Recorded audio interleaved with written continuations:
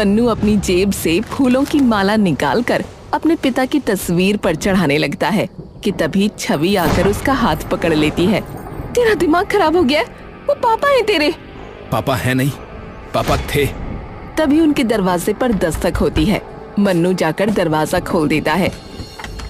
हाँ जी। सरपंच जी ने पंचायत रखवाई है और आपको भी बुलाया।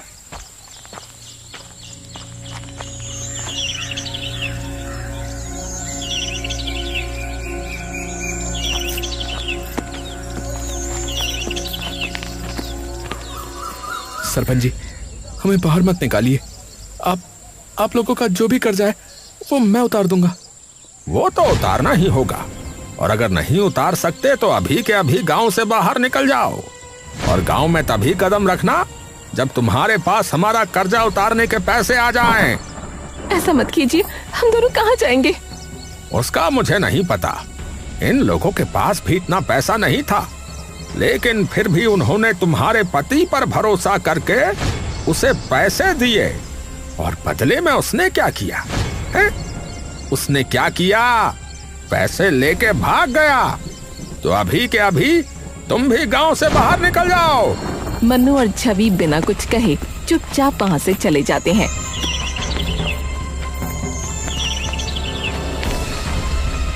और घर जाकर अपना सारा सामान बांधकर अपना घर छोड़कर निकल जाते हैं।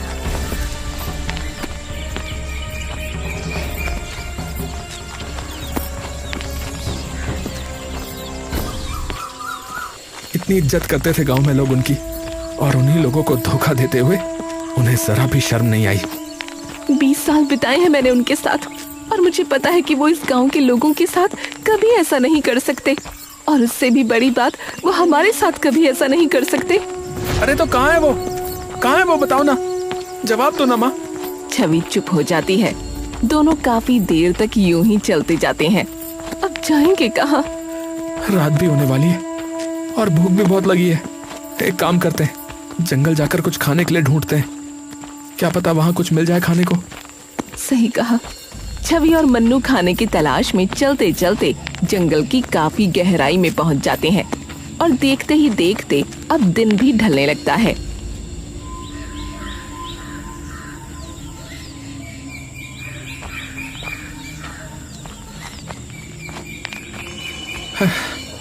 माँ, यहाँ तो ना कोई फल, ना ही सब्जी, ना ही कुछ दिख रहा है।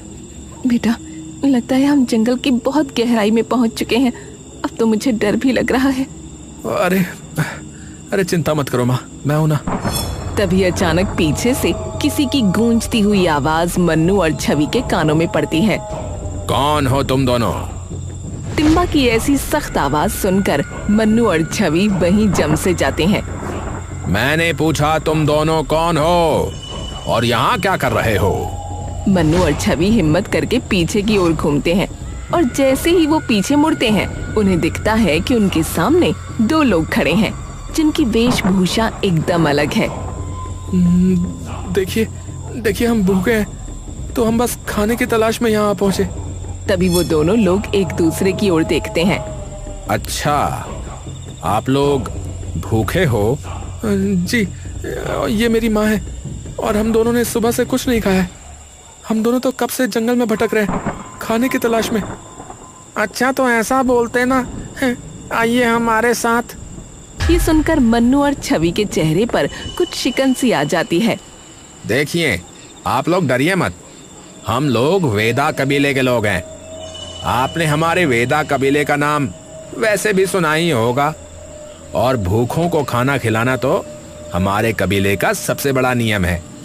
तो आप बेझिझक हमारे साथ आ सकते हैं। टिम्बा मन्नू और छवि को अपने साथ घर ले जाता है। आप बैठिए, मैं कुछ देर में खाना तैयार कर देता हूँ। थोड़ी देर में ही टिम्बा खाना तैयार कर मन्नू और छवि के सामने परोस देता है। खाने की महक सूंघकर मन्नू और छवि की भूख 2 गुनी हो जाती है। वाह भाई वाह, महक तो बड़ी जबरदस्त आ रही है। अरे, आपने आज तक ऐसा खाना कभी खाया नहीं होगा। ये खाना हम अपने पूर्वजों के बनाए खास मसालों से बनाते हैं। मेरी सब्जी किस चीज की है? ये है बैंगन, और टमाटर की चटनी। छवि और मन्नू जैसे ही वो चटनी चखते हैं तभी उनकी जुबान झनझना उठती है। बैगन और टमाटर की चटनी, वो भी इतनी स्वादिष्ट, कैसे हो सकती भाई, कैसे हो सकती है? मैंने कहा था ना, और हमारे कबीले का आलू भात तो सबसे ज्यादा स्वादिष्ट है। मन्नू और छवि खुश होकर वो खाना खाने लगते हैं।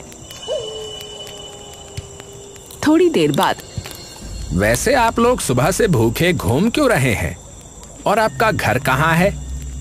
मन्नू और छवि दुख भरी नजरों से एक दूसरे की तरफ देखते हैं। क्या हुआ? माफ कीजिएगा अगर मैंने कुछ गलत पूछ लिया हो तो। नहीं, ऐसी कोई बात नहीं है, लेकिन हमारी कहानी काफी दुख भरी है। मतलब मैं कुछ समझा नहीं। दरअसल हम यहीं पास के एक गांव में रहते थे। मेरे पति राकेश कुमार की गांव में खूब इज्जत थी क्योंकि वो शिक्षक थे, लेकिन एक दिन उन्होंने सरपंची से कहकर गांव की चौपाल में एक पंचायत रखवाई जहां वो गांव वालों के लिए एक प्रस्ताव लेकर आए थे। सरपंच जी, आप सब जानते हैं कि हमारे खेतों की सबसे बड़ी परेशानी सिंचाई है। कभी बिजली समय पर नहीं आती, और जब डीजल वाली मोटर चलाते हैं तो हर महीने तेल में हजारों रुपए लग जाते हैं। ऊपर से मोटर खराब हो जाए तो अलग खर्चा। अब बात तो तेरी ठीक है राकेश, पर अब तूने ये मुद्दा उठाया क्यों है भाई? तेरा आखिरकार प्रस्ताव है क्या? देखिए सरपंच जी, मेरा मुद्दा है सोलर पैनल का। अगर हम सोलर पैनल लगवाते हैं तो सालों तक ना बिजली का बिल आएगा, ना तेल का खर्चा, और जब चाहो तब पानी भी मिल जाएगा हमें। ये सुनकर गांव के सभी लोग हैरान हो जाते हैं। हैं? अरे भाई, ये सोलर पैनल आखिर क्या है भाई, और आखिर ये कैसे काम करता है? देखिए, सोलर पैनल एक तरीके का यंत्र है जो कि रोशनी को, यानी कि जो धूप आती है ना, उसको बिजली में बदल देता है। अरे भैया, अरे ये तो बड़ी चमत्कारी चीज है फिर तो। पर ये हमें मिलेगी कैसे भैया? उसकी चिंता आप लोग मत करो, वो सब आप मुझ पर छोड़ दो। लेकिन इस आधुनिक सुविधा के लिए थोड़ा पैसा लगेगा, जिसमें सभी गांव वालों को मेरी मदद करनी पड़ेगी, और इसीलिए मैंने अभी पंचायत को इकट्ठा किया है। अब कितना पैसा लगेगा? लगभग 8 से 10 लाख रुपए लगेंगे। ये सुनकर सभी गांव वाले थोड़ी देर के लिए हैरान और परेशान हो जाते हैं। देखो भाई, इस गांव में लगभग सभी लोग खेती बाड़ी का काम करते हैं, तो ये साधन सिर्फ एक इंसान के नहीं बल्कि पूरे गांव की प्रगति के लिए बहुत काम आएगा। आप सब लोगों को तो पता ही है कि हमारे गांव में बिजली की सुविधा कैसी है। 24 घंटे में से मुश्किल से शायद 8 घंटे भी बिजली नहीं आती होगी। तो बताओ, ऐसी हालत में किसान अपने खेतों की सिंचाई कैसे करेंगे जब मोटर ही नहीं चलेगी? तो इसलिए ये सोलर पैनल सबके बहुत काम आएगा। मेरी जान पहचान में एक दोस्त है जो तुरंत इसका इंतजाम करवा देगा। सभी गांव वालों को उन पर भरोसा हो गया और उन्होंने मिलकर राकेश जी को 10 लाख रुपए दे दिए। पर किसी को भी ये भनक नहीं थी कि वो सारा पैसा लेकर भागने वाले हैं। क्या वो पैसे लेकर भाग गए? हाँ, गांव वालों को लगा कि 2-3 दिन में पापा वापस आ जाएंगे, लेकिन ना उन्हें पता था और ना हमें कि उन पैसों के आगे ना उन्हें अपनी बीवी दिखेगी और ना ही बेटा।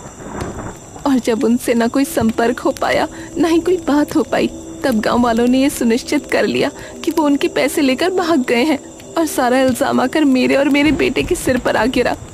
सरपंच जी ने हमें गांव से बाहर निकाल दिया और बस फिर हम यहाँ पहुंचे खाने की तलाश में। हे भगवान, ये तो सच में बहुत बुरा हुआ। तो अब तुम लोग क्या करोगे? पता नहीं अब क्या करना है, लेकिन जब तक हम गांव वालों का कर्जा नहीं चुका देते तब तक हम गांव में वापस नहीं जा सकते। हमारी खोई हुई इज्जत मैं वापस आपको लौटा कर ही रहूंगा, ये मेरा वादा है आपसे। पर बेटा, हम इतना ज्यादा कर्जा कैसे उतारेंगे? तभी मन्नू का ध्यान उन बर्तनों पर जाता है जिनमें उन्होंने खाना खाया था, और एकदम से उसकी आंखों में एक अजीब सी उमंग आ जाती है। माँ, क्यों ना हम अपना एक ढाबा खोलें? ना हमारे पास कोई पैसा है, ना रहने के लिए कोई घर। हम कैसे कोई ढाबा खोल सकते हैं? अगर हम इसी खाने को लोगों तक पहुंचाएं तो सभी लोग भाग भाग कर ये खाना खाने आएंगे। और ढाबा ना सही, एक ठेला तो ले ही सकते हैं। गांव-गांव जाकर खिलाएंगे लोगों को, और वो भी मिट्टी के बर्तनों में। पर खाना तब तक ठंडा हो जाएगा। तो खाने को मिट्टी की हांडियों में रखना, और उन हांडियों को एक लकड़ी के डब्बे में रखना, और फिर उनको घास से ढक देना, और फिर देखना 6-7 घंटे तक खाना यूं ही गर्म रहेगा। तो क्या आप बना देंगे हमारे लिए इतना खाना रोज? हाँ हाँ, क्यों नहीं। आपका बहुत बहुत शुक्रिया। ये एहसान हम जिंदगी भर नहीं चुका सकेंगे। अरे ऐसी कोई बात नहीं है। प्रेम और सेवा भाव तो हमेशा से हम कबीले वालों का मूल धर्म रहा है, और हमें तो जो भी मिलता है प्रकृति से मिलता है। तो हमारा भी फर्ज बनता है कि जब ऊपर वाला हमें इतना कुछ दे रहा है तो हम भी क्यों ना लोगों की सहायता करें। पर हम ठेला कहां से लेकर आएंगे? अरे वो तो हम में से कोई भी बना देगा। ये सुनते ही मन्नू और छवि की आंखें चमक उठती हैं। सच में? हाँ भाई।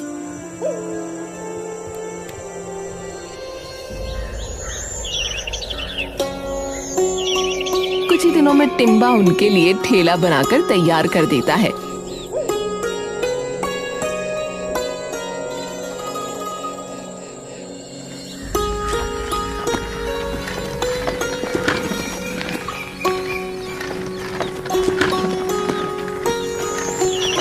कुछ दिन बाद बस लोग आ जाएं लेने। आ जाएंगे माँ, आप बिल्कुल चिंता मत करो। थोड़ी देर में दोनों गांव में पहुंच जाते हैं और काफी देर तक यूं ही अपनी रेड़ी लेकर इधर उधर घूमने लगते हैं। अरे ले लो केले की सब्जी, आलू भात, बैगन टमाटर की चटनी। अरे ले लो, अरे आओ आओ भैया, अरे अरे आइए आइए। तभी ये सुनते ही कुछ गांव वाले उनके पास आते हैं। अरे भाई, ये सब्जी तो पहली बार सुनी है, क्या है? अरे काका, एक बार खा के तो देखो, उंगलियां चाटते रह जाओगे। हाँ, उंगलियां चाटते रह जाओगे? ऐसी क्या चीज है भैया? अच्छा भाई, जरा खिलाओ चखाओ, हम भी तो चखें, देखें कि कैसी है ये केले की सब्जी। और मुझे जरा वो आलू भात चखाना, जरा देखते हैं कैसा है। रोटी वगैरह नहीं है क्या इसके साथ? नहीं काका, अभी रोटी तो नहीं है, पर हाँ बहुत जल्दी रोटी बनाना भी शुरू कर देंगे। मन्नू उनके लिए आलू भात कटोरी में डालकर दे देता है।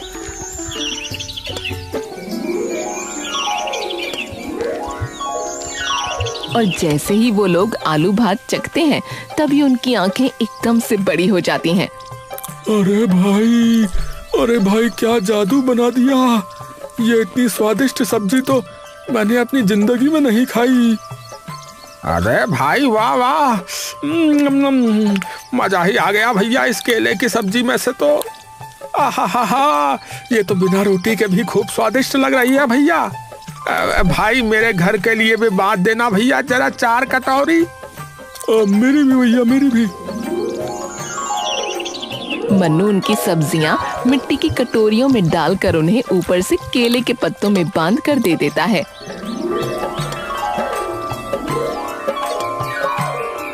अरे वाह, तुम तो बिल्कुल सारी चीजें एकदम प्राकृतिक तरीके से देते हो। बिल्कुल काका। तो कैसा रहा पहला दिन? अब इतनी बिखरी तो नहीं हुई जितनी सोची थी, पर हाँ, आपके हाथों का बना खाना जिसने भी खाया वो उंगलियां चाटता रह गया। कोई बात नहीं बेटा, आज तो पहला दिन था ना, धीरे धीरे करके भगवान की दया से बढ़िया चल जाएगा काम। अगले दिन एक और बार फिर मन्नू और छवि अपना ठेला लेकर उसी गांव में पहुंचे। लेकिन अब की बार जैसे ही लोगों ने उनका ठेला देखा तो उनके आसपास काफी सारी भीड़ जमा हो गई। अरे भाई, हम तो तुम्हारा इंतजार कर रहे थे कब से, हैं कि आओगे। और भैया, जब से तुम्हारे हाथों की बनी सब्जी खाई है मैं तो भूल ही नहीं पाया भैया उसका स्वाद। तो भाई ऐसा है कि मेरे लिए तो भैया आलू भात की पूरी हांडी कर दो भैया। हाँ। अरे बहन जी, आपके हाथों में तो जादू लगता है। मैं तो कल अपने पति पर गुस्सा हो गई कि इतनी से क्यों लाए, तो मेरी भी एक पूरी हांडी कर देना। हाँ, धन्यवाद बहन जी, पर मैंने ये नहीं बनाया, किसी और ने बनाया है। ये बेदा कबीले वालों का पुश्तैनी खाना है। अरे वाह! और देखते ही देखते यूं ही शाम होने से पहले पहले मन्नू और छवि के ठेले से सारा खाना खत्म हो जाता है।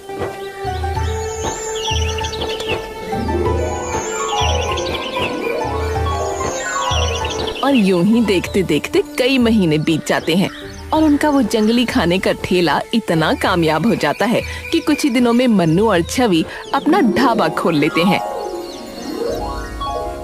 छवि आंखों में आंसू लिए ढाबे का फीता काटती है। मिल गई बेटा, हमारी खोई इज्जत हमें वापस मिल गई। अभी तो कर्ज चुकाना बाकी है माँ, अभी हमारे गांव में जाना बाकी है।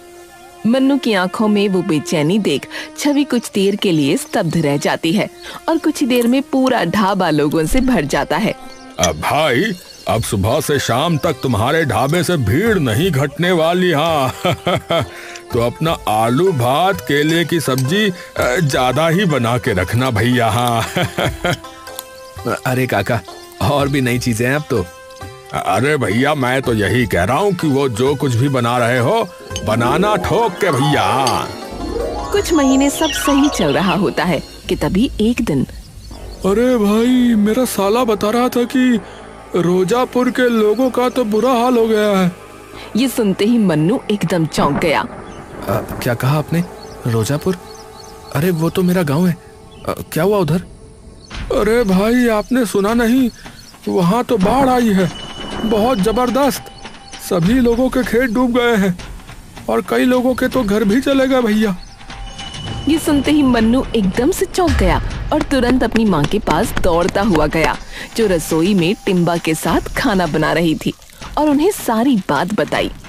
उन लोगों की मदद करनी होगी माँ, लोग पता नहीं कैसी हालत में होंगे इस वक्त। पर हम क्यों जाएं? जब हमारा ऐसा हाल था तब किसी ने भी आकर पूछा हमसे कि हम कैसे हैं, और किसी ने भी रोकना नहीं चाहा जब सरपंच जी हमें गांव से बाहर निकाल रहे थे। माँ, पर आप ये भूल गई कि जब हमें जरूरत थी तो टिम्बा भैया ने भी तो हमारी मदद की थी। तो जब भगवान हमें इतना दे रहा है तो हमारा भी फर्ज बनता है कि उनके बनाए लोगों की मदद करें। और मैं मानो चाहे ना मानो, नुकसान तो उनका हुआ था। पापा उनके भी पैसे लेकर भागे थे, तो उनका गुस्सा होना गलत नहीं है। काकी बात मन्नू ठीक कह रहा है। आप और मन्नू जाओ, मैं हूं ना यहाँ। छवि सुनते ही कुछ देर के लिए शांत हो जाती है। ठीक है। छवि और मन्नू तुरंत अपने गांव की ओर निकल जाते हैं और दोपहर तक वो अपने गांव में पहुंच जाते हैं।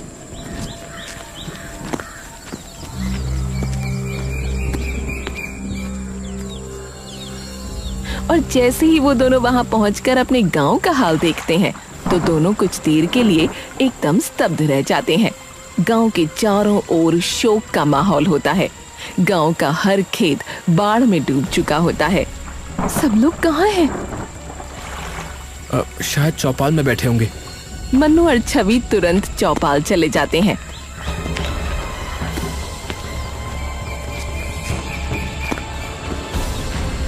और जाकर देखते हैं पूरा गांव चौपाल पर इकट्ठा हो रखा है। उन दोनों को देखते ही सरपंच का खून खौल उठता है। तुम दोनों क्यों आए हो यहाँ? देखिए, मैं जानता हूँ कि आप सभी लोग हम सबसे गुस्सा हैं, क्योंकि मेरे पापा ने आप सभी लोगों के साथ विश्वासघात किया है। लेकिन यकीन मानिए, उन्होंने आपके साथ नहीं, हमारे साथ भी उतना ही बड़ा विश्वासघात किया है। तो इसलिए मैं आप लोगों से हाथ जोड़कर विनती करता हूँ कि कृपया हमें आप लोगों की मदद करने दीजिए। अरे क्या मदद करोगे तुम?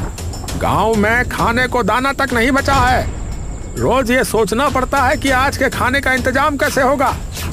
रोज लगता है कि आज खाना मिलेगा या नहीं। चिंता मत कीजिए, आप हमारे साथ आइए, आप सभी लोग। अरे भाई, लेकिन कहाँ? आप सब लोगों को अपने आप पता लग जाएगा। मन्नू गांव के सभी लोगों को लेकर अपने ढाबे पर चला जाता है और सब लोगों को बिठाकर बिना एक पैसा लिए खाना खिलाने लगता है। गांव के सब लोग वो खाना खाते ही दंग रह जाते हैं। अरे भाई, तुम्हारे हलवाई ने खाना बहुत ही स्वादिष्ट बनाया है। मन्नू मुस्कुराकर टिम्बा की ओर देखता है। धन्यवाद आपका। आप सभी लोगों का बहुत बहुत धन्यवाद। और जब तक आप लोगों के खेतों से पानी नहीं उतर जाता तब तक आप लोगों को खाने पीने की बिल्कुल चिंता करने की जरूरत नहीं है। और जिसके पास रहने के लिए घर नहीं है वो यहाँ आकर रह सकते हैं। ये सुनते ही सरपंच चुपचाप मन्नू और छवि की ओर देखते हैं। 2 महीने बाद सारा पानी उतर जाता है और सब किसान वापस से अपने अपने खेतों में खेती करना शुरू कर देते हैं। लेकिन वहीं दूसरी ओर मन्नू और छवि का ढाबा अब बिल्कुल बंद होने की कगार पर होता है। अब तो खाने का सामान लाने के जरा भी पैसे नहीं रहे। 2 महीना लोगों को मुफ्त में खाना खिलाते खिलाते हमारे पास कुछ नहीं बचा। कोई बात नहीं माँ, हम फिर से रेडी पर आ जाएंगे और फिर से खूब सारी मेहनत करके अपना ढाबा खड़ा कर लेंगे। पर टिम्बा भैया माफ करना, हमने आपको यूं ही अपने साथ इस दुविधा में फंसा दिया। अरे मैंने क्या कहा था कि सेवा धर्म ही सबसे बड़ा धर्म है, हम वेदाओं का। तभी एक पुलिस जीप आकर रुकती है। उसमें से एक इंस्पेक्टर उतरता है और उनके पास आता है। क्या आप लोग राकेश कुमार के परिवार से हैं? छवि घबराकर सर हिला देती है। जी मेरे पापा हैं, पर क्या हुआ? इंस्पेक्टर धीरे से एक थैला मन्नू के हाथ में दे देता है। मन्नू खोलकर देखता है तो उसमें बहुत सारे पैसे होते हैं। ये क्या है? ये वो पैसे जो आपके पापा ने गांव वालों से लिए थे। क्या? मैं कुछ समझ नहीं पा रहा। वो तो पैसे लेकर भाग गए थे ना सर? नहीं, वो पैसे लेकर भागे नहीं थे। दरअसल जिस दोस्त पर उन्होंने सोलर पैनल लाने के लिए भरोसा किया था उसने राकेश जी से पूरे पैसे ले लिए और फिर गायब हो गया। और फिर राकेश जी हमारे पास आए और उन्होंने हमें सारी बात बताई। उन्होंने कहा था वो गांव वापस खाली हाथ नहीं जा सकते। तो पर हमें उस इंसान के बारे में कुछ पता नहीं लग पाया, तो उन्होंने कई जगह जाकर उस आदमी के बारे में जानकारी इकट्ठी करनी शुरू कर दी और आखिरकार हमें फोन करके उसका ठिकाना बताया। हम तुरंत वहां पहुंचने के लिए निकले, लेकिन उससे पहले ही उन लोगों को पता लग गया कि राकेश जी ने पुलिस को खबर कर दी है। इंस्पेक्टर कुछ पल के लिए रुकता है और अपनी टोपी सर से उतार लेता है। जब हम पहुंचे तब तक बहुत देर हो चुकी थी। हम उन ठगों को तो पकड़ पाए, लेकिन राकेश जी को नहीं बचा पाए। उन लोगों ने राकेश जी जैसे कई लोगों को ठगा था, तो उन्हीं की वजह से आज न जाने कितने लोगों को उनके हक के पैसे मिले हैं। राकेश जी भागे नहीं थे, वो लड़ रहे थे। ये सुनते ही मन्नू और छवि वहीं बिखर जाते हैं और फूट फूट कर रोने लगते हैं। अरे अरे संभालो संभालो आप दोनों खुद को।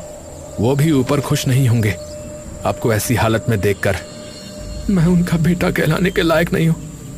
न जाने क्या क्या भला बुरा बोल दिया अपने ही पिता के बारे में। आप सही थी माँ। तभी टिम्बा उन दोनों को संभालने लगता है। सबसे पहले तो आपको उनकी इज्जत और उनका सम्मान वापस दिलाना होगा उन्हें, ये सच सभी गांव वालों को बता करके। इंस्पेक्टर साहब, क्या आप खुद उन्हें ये बात बता देंगे? जी बिल्कुल। वो सब लोग गांव जाते हैं और उन्हें सारी बात बता देते हैं, जिसे सुनकर सारे गांव वाले भावुक हो जाते हैं। अरे एक बेटा है जिसने हमें बिना कुछ कहे 2 महीने तक खाना खिलाया, इतने लोगों को रहने के लिए छत दी, और एक बाप था जिसने हमारे पैसों के लिए अपनी जान दे दी। और हमने क्या किया? इन पे शक, इन्हें गांव से बाहर निकाल दिया। अरे माफ कर देना मन्नू बेटा, हमें माफ कर देना। मन्नू वो पैसे सरपंच जी को दे देता है। ये आप सभी के पैसे। ये अब तेरे हैं बेटा, इससे तू अपना ढाबा खोल नया। मन्नू चौंक कर उन सभी लोगों को देखता है और छवि चुपचाप ऊपर आसमान की ओर देखने लगती है।